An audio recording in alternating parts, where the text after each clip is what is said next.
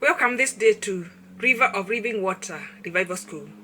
In this year of 2022, we welcome you into River of Living Water Revival School. We first of all want to thank God. Incredibly, we want to acknowledge God and thank Him graciously for His preservation, for preserving us in the year 2020 and preserving us in the year 2021. We welcome you into River of Living Water Revival School in this year 2022. At the beginning of this year, we want to start with a very interesting topic. And this topic is about our inheritance. This topic is about people's inheritance from God. I want us to begin the year with a new seed. We want to plant a new seed in our hearts and in our minds concerning our inheritance from God. We know that God is very, very purposeful. In His speaking, His word is so purposeful. His word serves a mandate. It goes out with authority, with life, and with a mandate at its time to execute.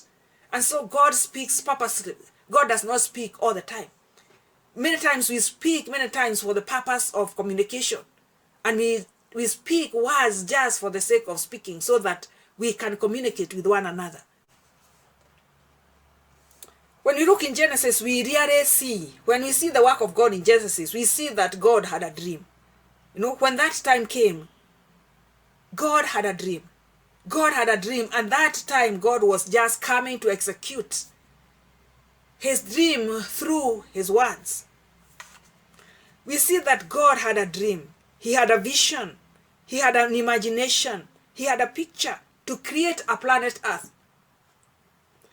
We can see, and we may say, we can really deduce from the work of God that even in His place in heaven, that at one point He had a desire, He had a vision, He had a dream, He had an imagination of how He can create another planet.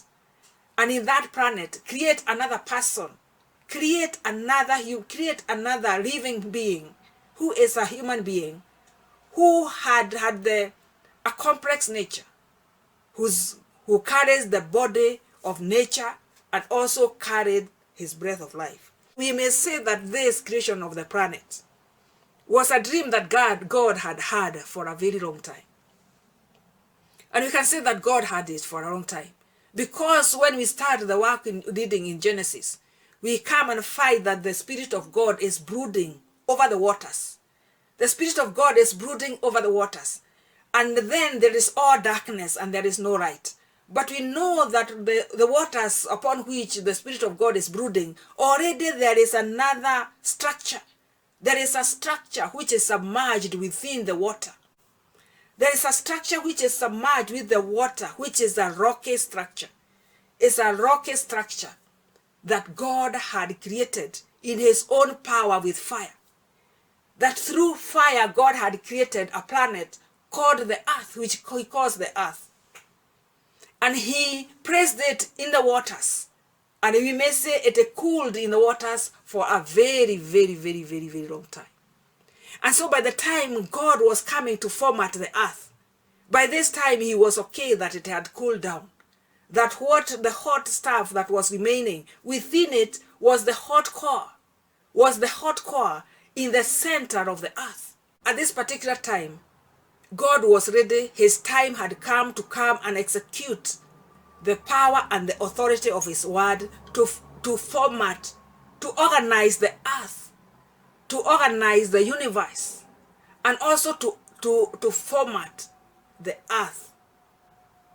And so this is a process that has started a long time ago. And so we may be able to deduce and see and read between the lines that this is a plan that God had for a very, very, very long time. God had this vision for a very, very, very long time. We can say that He had designed and planned what He wanted. He had already planned. God had already had a picture. He already maybe had created His own videos that He was watching. He had designed and planned what He wanted to do with the earth. He knew what he was going to do with the excessive waters. We also read of how he separated the waters. You know, there are the waters above and the waters below. So he had designed and planned what he wanted to do with the earth. And at the right time, he spoke it out. He spoke out. He spoke out everything that he had designed and everything that he wanted to see on the manifested on the planet Earth. And everything was manifested. Everything he wanted,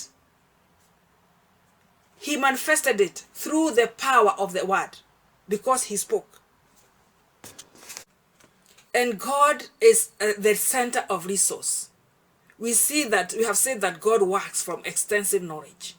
And we have seen how we have read from the Proverbs chapter 3 of how God, from his knowledge, from his great knowledge, he created the earth, and he also formatted it and manifested everything that he wanted in it.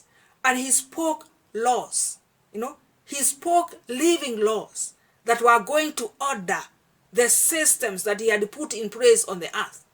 They are laws that he spoke, his commands. All those commands were laws. And those commands are the ones that sustain the earth today. And they sustain everything that he commanded in it. And God, we may say also that God is the epicenter of resource. God is the resource center of everything that we may need. He is the resource center of everything that we may see and that which we do not see. And he is therefore the epicenter of resource. God calls it out. God calls it out, and it is manifested by the power of the word. And we can see that God is very careful about how he speaks. Because if God is careless with his words, he speaks anyhow. Things will just fall apart. All the systems that are held by the power of his word will all fall apart. And so God is very, very careful. And because we have inherited this nature with the ability to create words, with the ability to create thoughts, with the ability to imagine, with the ability to design creative thoughts, because we have carried the creative capacity, we are given the power to design creative thoughts and to speak creative words. So you can see God speaks creative thoughts. He speaks creative words. And he gives creative commands, like all the laws that he spoke in creation and many other laws which are in the word of God. They are living laws. They are living laws because they carry life and they carry authority. And we inherit we inherit that capacity from God. We have seen that we also inherit the capacity to create, the capacity to think and draw and create thoughts, the capacity to create words, and also to speak those words. So we are seeing and learning from God as he being our source, that we may need to have the discipline. We need to be disciplined on how we think. What things do we allow to run around in our minds? What things do we believe that are running around in our minds? What thoughts do we believe? What thoughts do we take up from our minds and use the whole day? What is said that we use? Where does our mind spend the whole day? Does it spend the whole day in creative thinking, or in creative thoughts, or in creative visions, or in creative possibilities? Or does it spend so much time on negative, retrogressive, oppressive, depressive thought systems?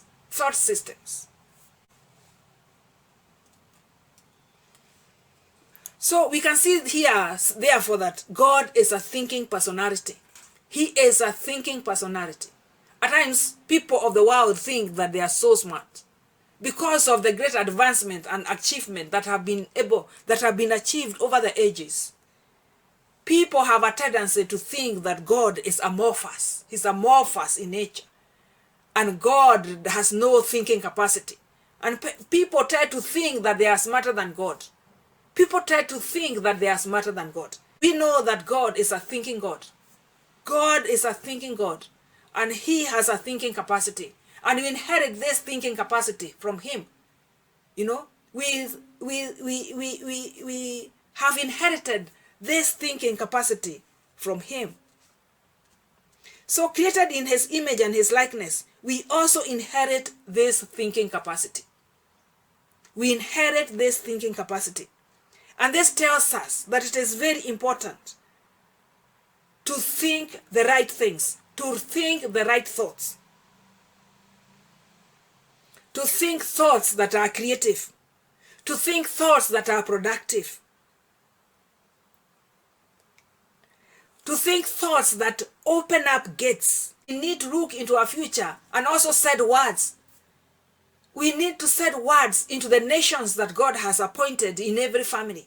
Every family, God has appointed nations to come forth. So we have the capacity and the responsibility to speak creative words upon the nations that God has given us, upon our children, upon our children's investment, upon our own lives, to teach even the young people to look into the future and to speak creatively all the time. Because we have seen God speaks creatively, and in fact he speaks in advance, and he says his word in advance. He says his words in advance and watches over its wonders to perform. So it is very important for us to realize, because we are created in the image of God and in the likeness of God, that we are careful and we know. We are really regulate and be careful of what we speak. Be careful of what thoughts that we allow to be formed